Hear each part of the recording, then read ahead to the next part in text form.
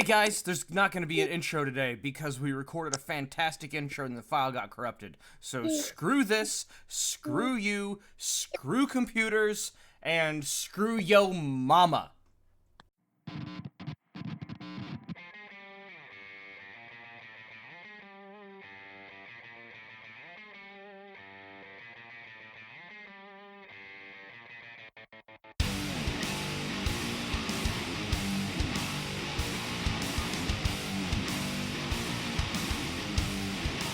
For the record, the jokes we made were the funniest you would have ever heard. Yeah, you've never. Unfortunately, we've forgotten them. Yeah, you've never heard jokes as funny as these.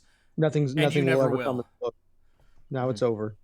As G.K. Chesterton said, I got this quote from the best book I ever wrote, and the reason why it's the best book I ever wrote is because I never wrote it. Perfect. Sounds like something Chesterton would say. I was going to loan out my Chesterton books to Brooke's grandfather because he really likes Chesterton, and he's supposed to be not doing anything. And I figure that's the best way to get somebody not to do something is to loan them Chesterton books. Because, hey, look here. Sit down with this Chesterton book and don't get up for a week. Okay. And not only was I going to do that, but I forgot to. And he was literally at my house yesterday, and I forgot to. Perfect. It was fantastic. They're stacked up right there on my bookshelf, like ready to be handed off and loaned. And you have stacked them. I've stacked them. They're stacked. Stacked can mean many things. It can mean having lots of money. It can mean having lots of boobs. It can mean, I don't know what else it can mean, but it can mean more than that. In my case, it means lots of boobs. Mm-hmm. I just have so many of them. Mm-hmm. Yeah, it's not like a large set. It's a large collection. Yes, I have a collection of boobs. And that's as creepy as that sounds. No, I mean actual individual ones that I've harvested. Mm-hmm. Yes. Now I'm thinking of that. I don't even know what that anime show was, but everybody looks like a bug. But there are people who look like bugs, and one of the people who looks like bugs grabbed a woman who looked like a bug and ripped off her bug boob and began to eat it. And she immediately died for some reason upon having her boob ripped off. That would be the end of my day. Mm-hmm. Let's see. I have no clue what you're talking about. Mm-hmm. Also, I used to think of a movie that I saw where there was a woman who was told to choose her favorite boob. And once she chose her favorite boob, the other one was cut off as a tortured thing. But at least she got to keep her favorite one. Yeah, you still got the best one. I mean, I don't know how she could possibly be complaining that much. Yeah. Imagine if you said pick your favorite one and then they cut that one off. That'd be rude. Mm-hmm. That's similar to the punishment for trying to screw with the ship's lodestone back in the day when ships used large lodestones. They would the punishment was like if anyone caught trying to mess with the ship's lodestone, the typical punishment, and it was written down, so that's why you have the wording. So was for that man to have the hand which he uses most pinned to the mainmast by a dagger for 1 day. Oh. Well, that an oddly specific punishment. Mm-hmm. They don't cut anything else, so he gets to keep the hand. Yeah, he keeps the hand. He just has to stay by the main mast, connected by his hand via a dagger. I love that you were like, he just has to stay by the main mast via being stabbed to it. Yes. Which is accurate, but a very strange way to describe it. Hey, did you guys know we're talking about Dark Souls today? Oh, yeah. Well, Dark Selden Ring. Dark Selden Ring? Mm-hmm. So how do we refer to this inside of the Soulsborne universe? Like, how does it change the name? Because I don't feel like Sekiro changes Soulsborne to me. Mm-hmm. I feel like it's just like an anecdote to Soulsborne. This is not an anecdote to Soulsborne. This is part of it, very, very deeply. So we need to find it. We need to be the ones to coin the phrase for the canon. Well, we could go by one of the original names for Dark Souls. Because Dark Souls wasn't originally going to be called Dark Souls. First, it was originally going to be called, and it was going to be referring to man, but it was going to be called the Dark Race, or just Dark Race. But a lot of people got mad about that because they thought it was talking about the blacks. Because it's extremely racist. Yeah. So they said, hey, we can't just say Dark Race. I said, okay, then how about we call it Dark Ring? Because, the ring, the dark sign is a ring. Yeah, it's a ring. I get it. And they decided against that because that is British slang in certain areas of Britain for butthole. Butthole. I didn't even know that, but it made so much sense as soon as you said slang. Yeah. And so that, but now I think we should, Soulsborne should now be called Dark Ring. Now that we have Elden Ring in there. Perfect. Mm-hmm. It's canon. Okay, Dark Ring. Mm-hmm. I mean, not only is Dark Ring part of, the Souls line of thought anyway, it also means butthole. Ah, yes. Mm-hmm. Well, then I'm all in. Mm-hmm. I'm all in the butthole. Well. What? We've stopped the momentum on that sentence dead. Mm-hmm. Anyways, why are we talking about that? We're talking about that. Why would we do that? Well, because we are so qualified to talk about things such as, like an Elden Ring, that we, I wonder how he's old enough to get that reference. But we, we're so qualified to talk about that. Let me go over my qualifications for Elden Ring. I have played the game for across two platforms. I played the game for a total of 7 hours, and I have not left Limgrave yet. I have played the game for a total of 4 hours, and also have not done that. Mm-hmm. Oh, I take that back. I have left Limgrave. I have. Not intentionally. I came across a new mechanic in the game called transporter traps. And it teleported me to the literal far northeast corner of the entire map. And I woke up and I said, we're not in Limgrave anymore, Toto. And Toto said, I'm actually a figment of your imagination, and you should stop talking to me. You've been playing this game for too long. Anyways, the point is that we are acknowledging that we haven't actually spent a lot of time on this game.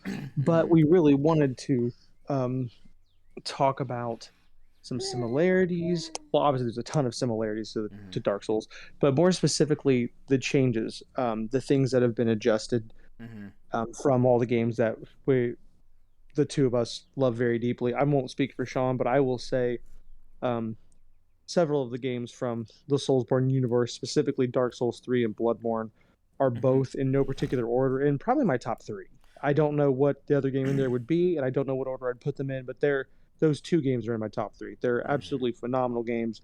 So we were both very excited about this, and we wanted to kind of talk about what made them, what improvements were made, what things were drawbacks potentially. Just want to spend some time speaking about it because it's a very important game series to us. Mm-hmm. Yeah. So just so we're on the playing field here, let's go ahead and rank as best we can with Elden Ring because we haven't. But for you, go ahead and rank the. Actually, I'll go first. I'll put my ranking up. I'm ranking the Soulsborne whatever games. The recent slew of FromSoft games, not counting the that puzzle game that I can't think of what it's called. That looks like it could be fun. But it's VR only. But yeah. Here's my ranking of these of the games so far. I do want to put. I don't know if I should because I have so few hours in it. But just because I can see it's a culmination of everything that I love, plus, I'm going to go ahead and preemptively put Elden Ring at number 1. What? What'd you say? I mean, I can't hear you. Oh, I can hear you. Okay, there we go. I can hear you now. What'd you say? I didn't say anything. Oh, it sounded like you said that. Okay. Well, anyways, so yeah, I think it's safe to preemptively put Elden Ring in spot number 1. Then, and then in number 2, I think I'm gonna put Dark Souls 3 above Bloodborne. Mm. Just because Bloodborne, the story of Bloodborne and the gameplay of Bloodborne is so much better. Not so much better. It is better, but I have so many hours and I have so much fun in Dark Souls 3 PvP, and I think that gives it the edge just because it's so. I've had more fun playing Dark Souls 3 than I have playing Bloodborne. That's fair. And then Bloodborne in number 3. I'm gonna put Demon Souls above Dark Souls 1. So Demon Souls in spot 4. And even though I absolutely love it, it's a phenomenal game that I love so much. Just because it's in last place doesn't mean I don't love it. Dark Souls 1 in spot 5. And that's my ranking of the 5 Souls games. I love that you specifically made it top 5 so you didn't have to talk about Dark Souls 2. What's that? Yes. So I'm a little torn about putting. I feel like I want to put. I have to put Bloodborne number 1. Mm-hmm. I have to. Just because I think that's just my. I think if I really deep down in my heart, I think that's my very very favorite one. I'm also the resident Lovecraftian douche, so that kind of was just a big appeal. You had me at douche. You had me at douche. Bloodborne number 1. I am going to say Elden Ring number 2 just because it's much closer to the Dark Souls 3 formula than anything else, but the improvements that we've already seen kind of give it the edge for me. I say that kind of tentatively because obviously we haven't got to experience any of the really great boss battles yet. Mm-hmm. So I'll say this tentatively, but just based on the improvements, we'll say Bloodborne, Elden Ring, Dark Souls 3, just because there's lots of that was kind of like the love letter to the fans. That's kind of what Dark Souls 3 was, just like insane amounts of. Technically, almost every weapon is an Easter egg, if you really want to think of it that way. So it's really cool. Especially that long sword, so nostalgic. It depends on whether you're referring to the original Demon Souls or the remaster for PS5. Which one are you referring to? I've not played the remaster. I mean, like, it is the same game, just prettier, really. It is not the same game, but prettier. There are actually a lot of changes to it. Okay. That are actually super cool. There are like a few like changes as far as like secrets and stuff go. Then there are a few mechanics that were in the original, but they were never explained, and most people had no idea they were there. And they were explained and said, "Hey, look, this is here." Okay, so there's that too, but there's also status effect changes, and then very importantly, the way inventory is managed from the original to the remaster, which made inventory management much simpler. With the way that things are, the way that items can be moved around, it went more in the realm of how Dark Souls 3 handles its inventory management. Well, that was still just a change of appearance, though. It's still all the mechanics of the inventory management were the same. It was easier to do the things that shouldn't have had to be harder. Yeah, but that's still just a visual change. So I mean, like, a quality of life change isn't an update to the game. Right, but there are status effect changes with the random I can't remember which ailment it is now. It's one of the there's a particular status ailment that was it was nerfed in the way that it was handled in the game, which made it slightly easier for you to survive, but not in a way like making the game easier, just making the game less like eye rolling when you die. It's escaping my mind right now, but it's not important to dive on it. I guess what I'm really trying to say is if we're talking about the remaster, I'll put Demon Souls above Dark Souls 1. If we're talking about the original, I'm putting Dark Souls over Demon Souls. My primary reason for putting Demon Souls above Dark Souls is just because of Demon Souls was my introduction to Dark Souls, and I actually for years and years and years there was overlap in my memory for what belonged to Demon Souls and what belonged to Dark Souls, and because my introduction to them was I rented Demon Souls not long after it came out, and then I rented Dark Souls when it came out, and so I only had a handful of hours into each of them. And so like I had this strange kind of nostalgia for Demon Souls, and it was weird. I don't actually think it was a better game, but that's why it gets the edge for me, is just for that crap. I would say too. I guess it's also worth mentioning that with what little changes were made here and there, you could almost say that there are some differences between Dark Souls and Dark Souls, but just visually. Mm-hmm. Yeah. So yeah, it's also worth mentioning, you, like you just said, you're a day one fan, whereas I didn't really get into it until Dark Souls 3. Mm-hmm. That was when I really got into it. Like I played them a little bit here and there, but I didn't really dive in until Dark Souls 3. Yeah. So it's worth mentioning you've had a lot more time with the series as a whole, whereas I've spent much, years less time than you have technically. Mm-hmm. So I have different. I don't have the nostalgia. So when I see even just the visual change, which, oh my goodness, the visual change from Demon Souls to the remake is shocking. Yeah, what's the name of the company? Blue Point? Is that their name? They do phenomenal remakes. Their remake of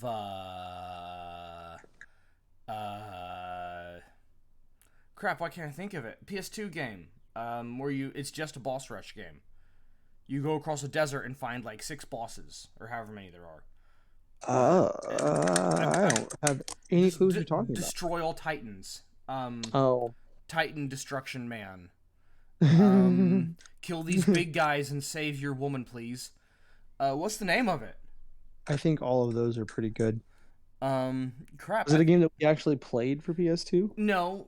Well, I thought you did, one time, but I don't know. I don't think any of us ever owned it.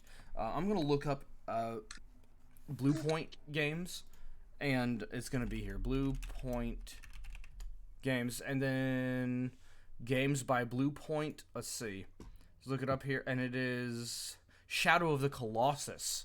Oh yeah, that's a great game. The redo of that's pretty good too. Mm-hmm. That's one of those things where the nostalgia factor is so high for the original that I don't really care that the remake is a little bit different. Mm-hmm. But they also they did the remasters for the Uncharted collection. Mm-hmm. Yep, they also remastered God of War in 2009.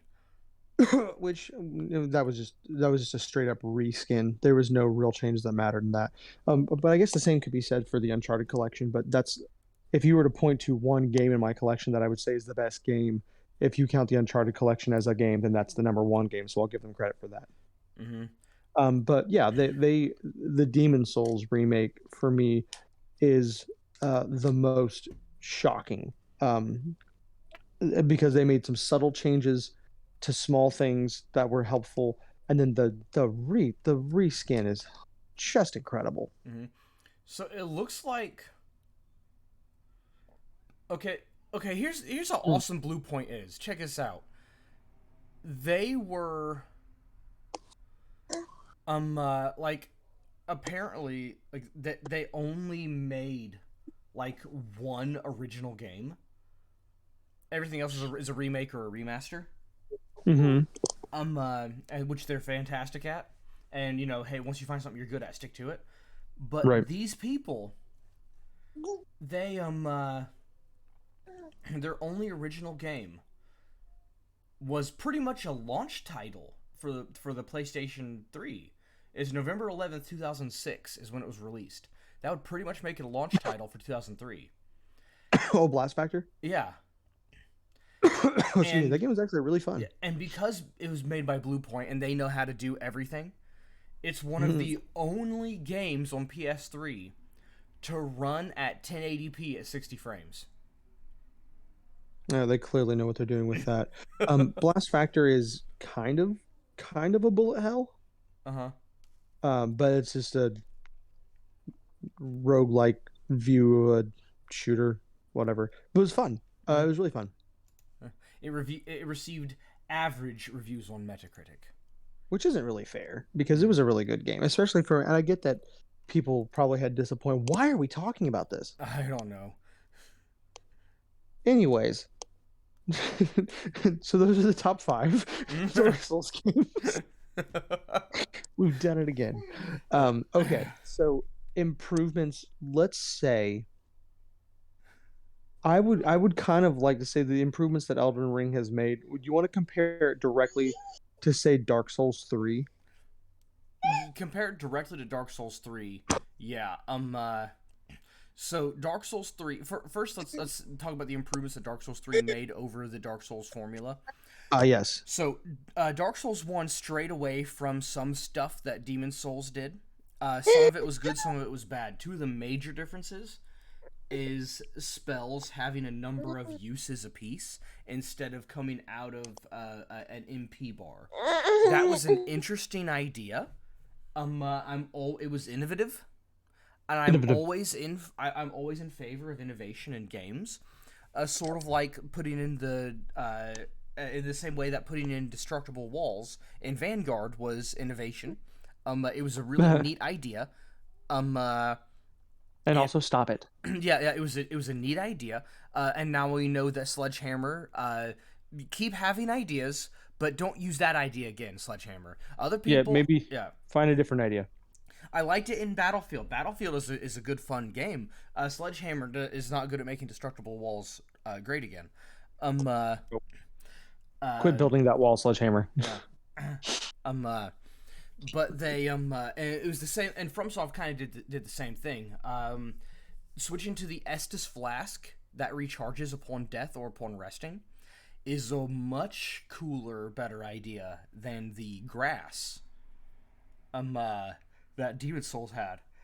But moving away from the MP bar and over to the spell uses, that was not a good idea. That was unpleasant. It was, there's Dark Souls 2 actually. I have to give credit where credit is due. There was an improvement to the spell usage system made in Dark Souls 2. And there was an item, and I don't think there's any such item in Dark Souls 1. I don't know of it. But there was an item that if you consumed this consumable while you had a spell equipped, it would recharge spell uses for that spell. And that was a really nice that was a neat touch. I'm actually Dark Souls 2 did that, and Dark Souls 1 didn't have that, and it should have that should be the case. I think the reason why they were thinking that is because you have so many resources per life, and so you only have so many Estus flask uses per life, and you cannot get more Estus flasks than that unless you kill enemies and they recharge. So therefore, you should not get more spells than that unless you invested in more, stuff to get more of that spell. And so I see where they were coming from, but it was kind of ruined in that they say you farmed or bought a bunch of humanities. You stored up 99 humanities, 95. Why is it 95? 99 humanities, and you could pop those at any time to restore full health, absolutely. And so, thinking about it that way, it's doing that kind of thing, it didn't make a whole lot of sense then to not have a consumable for spells. But, I digress. We both do. Yeah. But we and so then Dark Souls 3 improved upon that system. They kept the Estus Flask, that was a good idea. And then they introduced the Ashen Estus Flask to recharge your focus points meter. And focus points were used to do all sorts of stuff. Focus points were, of course, used for magic, but then it was also used for weapon arts. And then weapon arts were so cool that they made an appearance in Elden Ring as weapon skills. Not skills. It is your weapon skill, but they're called Ashes of War that apply the skill to your weapon. It's very, very neat. And weapon arts, I have to say, are just the next logical step after Bloodborne's trick weapons. They didn't want to do the trick weapons again, so they brought in weapon arts. And that was really neat. And then they realized then that with Bloodborne, they made Bloodborne super fast, and they said faster paced games are good, but Dark Souls is supposed to be methodical, so they put in so they slowed it down a little bit for slowed down again for Dark Souls 3. And then but they wanted to make fast-paced games, and so they made Sekiro. And Sekiro was like, hey, what if we made the block really, really good and added a jump, but we want people to use the jump, the dodge, and the block all at the same time. So the jump and the dodge will both have iframes. So we can do all that. And then they included those mechanics into Elden Ring also, with the jump and the dodge having some iframes, or the dodge having a lot, the jump having some. And then the block isn't the primary means of thwarting attacks like it was in Sekiro, and I forgot to put Sekiro on my list. Sekiro is beneath Dark Souls 3, above Demon Souls and Dark Souls 1. I leave it out. But and then so they brought in a lot of mechanics from Sekiro, and then with Sekiro the main means of thwarting attacks is the block. But then, we introduce a game that actually has shields, and then having block being the primary means of thwarting attacks, then that could bring out a lot of stuff. So instead of making it the primary way, they just added a really cool attack after a block that you could do, that you can even do with weapons, and that's freaking sweet. Like, I love the block counter. It's freaking beautiful. I was actually in one of my only PvP battles. I was killed by a guy because I tried to do a block counter, but his second attack was already coming out. So I went to swing, and he slashed me, and I was low, and he killed me. It was fantastic. I had a good time. Oh yeah, dead. Mm-hmm. But and there was much rejoicing. Much rejoicing. But we but yeah, that's that. And so is bringing in those mechanics was really interesting. Keeping the focus point meter. Bringing in the Elden Ring equivalent of the Ashen Estus flask, the flask of cerulean tears. Sure. It was very, very, very nice. That was my thoughts on the expanded mechanics. What do you think, Tyler? Well, per the usual, I'm not going to say all the things that you said. Mm-hmm. Yes. Mostly because I've already said them. Yeah. I don't think there's a point in for me diving into the switches from game to game to game like you did, just because that was just a good explanation and it's fine.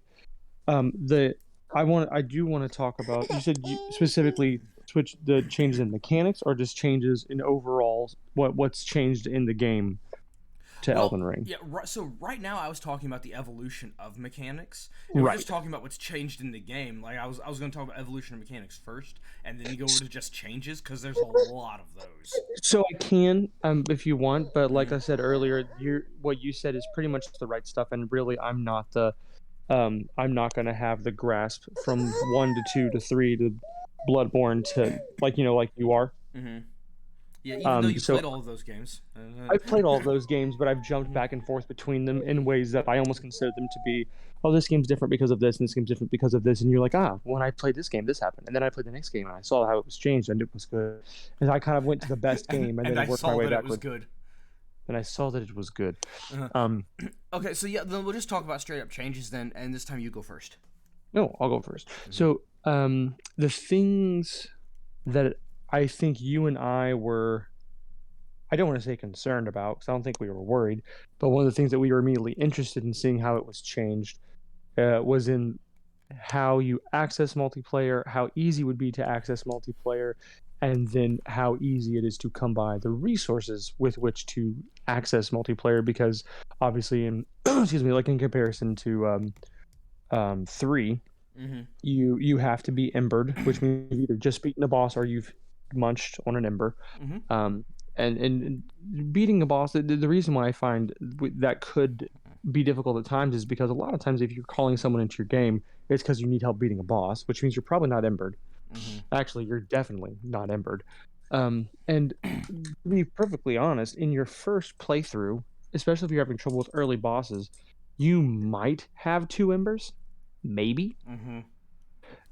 So it was very difficult. Let's just say you were trying to get used to the mechanics of the boss while something in your person. 2 embers is probably not going to be enough to actually get you to beat the boss.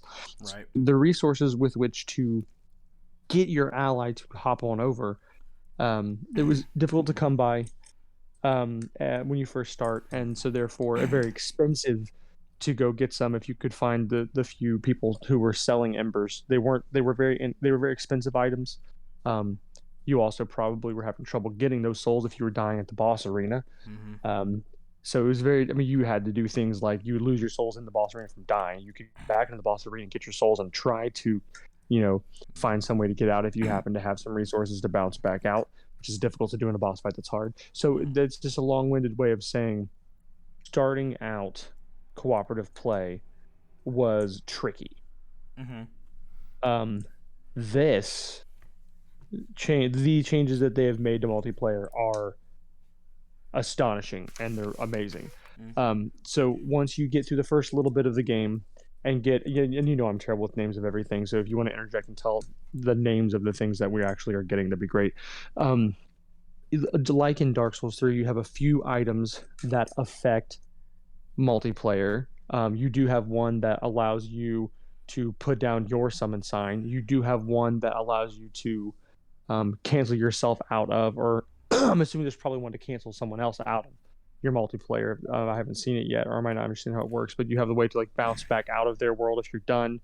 The finger severer may take yourself out, but then also kick out someone else. I use it to kick out someone else. I haven't tried to use it to kick out anyone else yet either, so I didn't know if that's actually what it worked for. Yeah.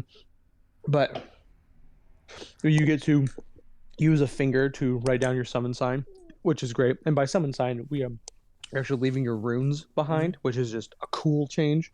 Yeah. It doesn't really matter that it's that way, but it's great, and I love it. Yeah. Even being a rune, I still say the same thing when I'm ready to go into someone's world, and that is, hey, my sign's down. My sign's down. The resources that you consume to put yourself in what we're going to compare to the embered state are very easy to acquire. Now, they make you go get them. They make you explore the world a little bit to make sure that you have the resources to craft, to make these items. Is it what are they called? Gold bells? What are the gold something? What are they called? The items you have to grab to craft. Yeah, it's the old golden Elden leaf. It's the leaf is in the name.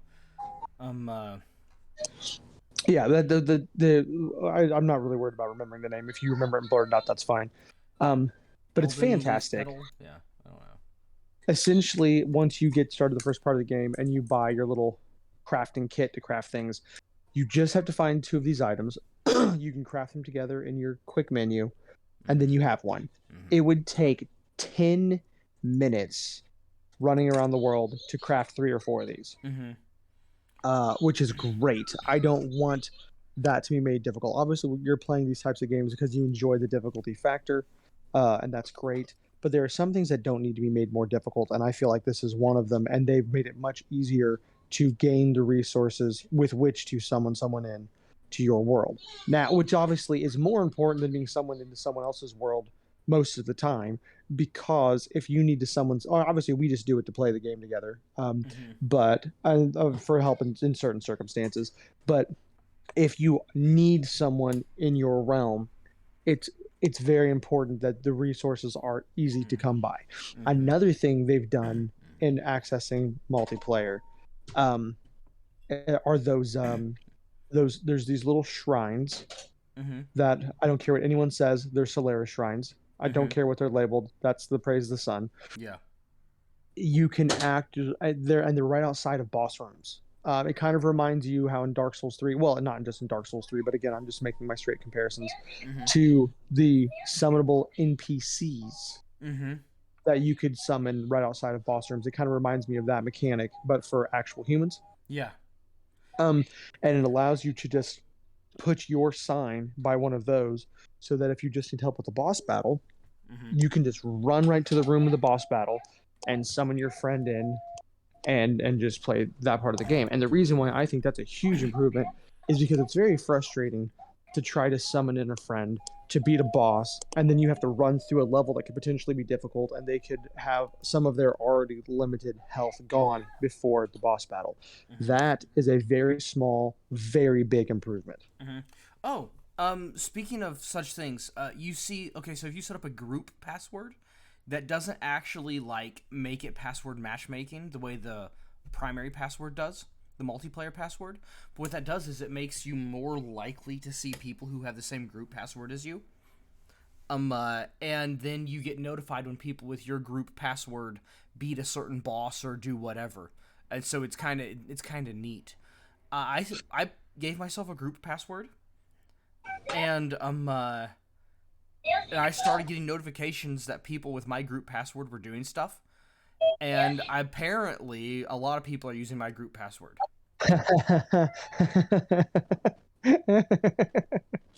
Oh, that's beautiful. Yeah. So the multiplayer password that we always use is, I'm not going to tell you guys what it is, but it's a supernatural reference. The best supernatural reference. The only good supernatural reference. Only good supernatural reference. Yeah. But but my group password is, I'm trying to remember the exact thing that it's called. If I pluralized it or not. I believe I pluralized it. So my group password is faggots. Because it is. And apparently there are a lot of people with that group password that go around doing stuff in the game. I'm not shocked by this at all. People's community. Anyways, that is a small change. The group password versus multiplayer password is a small change that I think is very cool. I would say the only thing about the playing with others online, and this actually isn't playing with others. This is actually just playing in the same area as others. I do not like how opaque the shadows of the other characters in your area are. I wish they were less opaque. Because when you see them, you do think they're an enemy at first. Because in Dark Souls 3, if you see, like, let's say you see one, they're much more misty. You don't ever think that they're an enemy popping up. I always think that they're an enemy popping up in Elden Ring, but that's beside the point. That's just addressing multiplayer. The changes to multiplayer have been great. I absolutely love them. It's much easier to get your Estus flasks, your health refills. It's so much easier to get more of them in this game. What they consider groups and how often you can encounter groups is what they consider to be groups is easier to come by. And so I think we played at least one time together. We probably got it refilled 3 times. I don't know if that has ever happened in Dark Souls, that you got your Estus flask refilled 3 times in one level playthrough. Yeah, so let's see. Here's how stuff like that works in various games. It started with Dark Souls 1, and instead of giving you Estus refills, it gave you humanity. And there was a point system. And then once you, like, different enemies were worth more points, and once you got X number of points, then it gave you a soft humanity. Which is humanity in your humanity counter. A hard humanity is the item called humanity.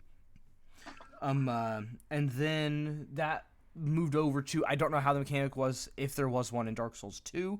I haven't played enough of it. In Dark Souls 3, there was just this mechanic that after defeating so many enemies, or defeating a large enemy, or whatever, I think, like, the more enemies you defeated, the higher your chance became. And large enemies had a much higher chance than small enemies. But there was just a random chance every so often of getting an Estus flask after you killed an enemy. And then in Elden Ring, there are specific when a certain number of enemies are in a certain way, it's considered a group. And the larger and or tougher the group is, and every time you defeat a group, you get your flasks refilled. And the number of flasks you get refilled would be dependent upon the size of the group or the difficulty of the enemies within the group. And I think that's a fantastic mechanic. Yeah. Yes. Yeah, that's the perfect evolution of that mechanic. It's very, very good. I'm a big fan of that change. Sorry, I'm yawning. I think those are the important changes to multiplayer that are worth mentioning. Yeah. I would say the other thing that we need to talk about as far as the changes. Um, so when they first announced some of the big things about Elden Ring, Mm-hmm.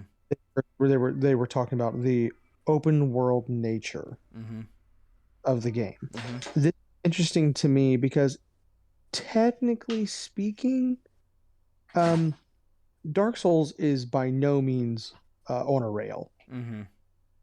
So while it's not open world, Mm-hmm. it has a lot of open world aspects already. Yeah. So you can technically go wherever you want once you've been there, which is how an open world game works. You can go back to other places and find a lot of useful things in those places. You can farm. You can do all these things that already have a lot of open world feel. So when they started talking about that, I was like, I mean, okay, that's an odd thing to announce since that's kind of what these games already are. Mm-hmm. But it does feel more like an open world RPG. And I don't know if that's partially because of the way the crafting system works. Mm-hmm. And I mean, from picking up these replenishable resources every single time you redo something. So that's a thing. But it does feel more open world. It genuinely feels more open world than Dark Souls 3 does. Yeah. Well, I think the reason for that is because the previous entries in the game is right. There were still only so many places you could go. Like you're given an area, and you could explore the area. But then when it was all said and done, there were still only so many places you could go. Elden Ring is different in that the area that you're put in and you can explore the area is the overworld. So the whole thing is the area you can explore. Dark Souls had several paths to get to chunks that you could explore.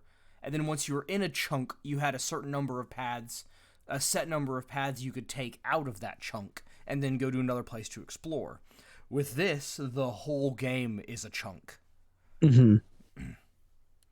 which is, I imagine, what makes it open world. Right. Mm-hmm. It's that added element, and that makes sense. Um, I had a thought. Oh, speaking of open world things, Mm-hmm. the manner in which you travel from area to area is so much better. Are you talking about The fast the? travel system. Okay, I don't know if you meant the map fast travel system or if you meant torrent. Oh, we obviously also have to talk about torrent. Mm-hmm. But the fast travel is fantastic. Mm-hmm. Very good, very good. Holy cow, it's so good. Uh, Um, and it, one thing that not a lot of other games do, I can't actually think of any games that do it other than games that you have to go to a fast travel station and pay in-game money to fast travel, which doesn't really count. There's a yeah. legitimate penalty to fast traveling, and that's fantastic. That's really cool. Yeah, and it's not a brutal one. It's basically losing your temporary status effects, like when your consumables for summoning people in to your world, that status goes away. Um, there's some other status effects that go away. I'm trying to remember what was it that we both picked up. Yeah, I can't think That of was the like name of it. the temporary health increase Yeah, that status goes away. and also figured out how to get it too. If you're curious, Yes. help another player beat a boss, and you get it. That I think we found that out sheerly by we both got one after we helped each other beat a boss. So Yeah. that was they call the arc, golden arc, something like that. Something like that. Yeah, it's a Um, very interesting, very interesting. yeah, maneuver. so there are punishments. We'll call them punishments, but they're fair. They're very fair. Mm-hmm. The fast traveling's made quite easy, and then the best addition to any open world game is a way to travel easier. So like in Final Fantasy 15, you get your car. Red Dead Redemption, you get a horse. You have ways to make going from point A to point B better if either you can't fast travel because it's an area you haven't been to, or if you actually want to be going through the area to see if there's something you missed. Because you think about the Elder Scrolls games, you want to walk from point A to point B most of the time because you're going to discover new places, you're going to encounter mines. You want to walk from point A to point B, but you don't want to walk from point A to point B. Mm-hmm. So you have your steed, which is very easy to summon, Mm-hmm. shockingly easy to summon, incredibly easy to use. Oh my goodness, it's one of the best mounts in any game ever. It is the best mount in any game ever because, and here's the reason why, in every other game, the mount is a means of locomotion. In Elden Ring, the mount, in addition to being a means of locomotion, is like a way of playing the game. Like there's certain bosses you're like, let me see if I can fight this boss on horseback. Or I mean, it's like things like, see if that would help any. It's And then like, it does. Yeah, and I've never seen. I mean, like Red Dead Redemption, you could shoot while on horseback. It's not the same thing. Like you never have the only advantage to shooting from horseback in Red Dead Redemption is that if you shoot from horseback, you don't have to get off your horse. Yeah, this is. I wasn't going to say the best ever, but you're probably right. It probably is the best ever. Mm-hmm. I mean, and I'm sure someone's gonna say, well, actually, in this game developed in 1997, there was a better mount system in that game. Maybe nothing in Action was good. Yeah, but it's phenomenal. That's the bottom line. It is definitely one of the best. It is, objectively one of the best mount systems that's ever been made. Todd, did you just say nothing good happened in 1997? I did, didn't I? Yeah. I've said what I said, and I'm sticking to it. Take it back. There's no going back now. We're leaving it. We're leaving it now. I'll fix it in pre. That's going to be the intro. Nothing good happened in 1997. Anyways. All right. Let's see. What were some other things that we noticed that we were quite pleased with? You have other things because you think more than I do. Yeah. Oh man, I was thinking about something. I'll throw in a few things. The weapon arts. Mm-hmm. I did briefly go over that. I said how the skills and Ashes of War are the next logical step in evolution from the weapon arts for Dark Souls 3, but I didn't actually go into it. Right. So the idea of being like, man, I love this weapon art, but man, I love this other weapon more. What should I do? How can I adjust this issue in my life? Mm-hmm. And they're like, well, why don't you just put that weapon art with that weapon? And then we're all like, oh, what a great idea. Fan-freaking-tastic. So the fact that you could, like, if I could take, stomp stance, weapon arts, and put them on daggers. On daggers. Let's do that. Mm-hmm. Oh, by the way, I think the guy who you buy weapon arts from, he has a weapon art that I think perfectly matches your play style. Is it running away? No, it's called No Skill. Perfect. That's what I. But I mean, imagine you're PvPing and you see a guy come up to you. You could have left out the PV. Yeah, and you see, like, let's say you're playing Dark Souls and someone's running up PvP with a dagger. You're like, here comes a parry master, who doesn't like fast switching. So let's imagine you get into that situation this game and he stomps dances and you're like, hold on a minute. What's happening? So that's cool. That's very, very cool. And then, I don't know enough about the, I've only summoned a jellyfish thus far. I love watching what people have done to kind of summon these things to be used as fodder. I think that might be my play style, if I'm going to be honest with you, is just making them damage sponges, as it were, although very small damage sponges, just so I can start building on them. But I would imagine, like, if you've got a magic class set up, this is a great thing for the game, because you can say, like, here's a bunch of things like the wolves. Let's have them go run at them and brutally attack them in the face and draw all the aggro while I'm just, like, throwing spells at this boss. Yeah. Oh, speaking of which, everyone's favorite Australian has already figured out routing to get your character leveled up, overpowered, with a 100% block shield and all weapons at plus 12 in less than 2 hours from the start of the game. Oh, beautiful. And since you guys may not know who everyone's favorite Australian is, let me tell you who your favorite Australian is. It's Vati Vidya. The Vidya himself, yes. Which, of course, is the only, by the way, fun fact, he was the only Australian. person whose videos... Oh, he's Australia. He's the only person who I looked up anything for Elden Ring for before I played it. I refused to watch playthroughs. I refused to watch lore videos. I refused to listen to people's week before, like when they got the press copies of the game. I refused to do anything other than watch his videos, just out of sheer respect. So yeah, he's the man, the go-to Dark Souls guru. Oh, and hey, I know this is about 10 minutes shorter than what we normally do. But we're done. Yeah, I have to be somewhere in 45 minutes, and I'm currently wearing sweatpants.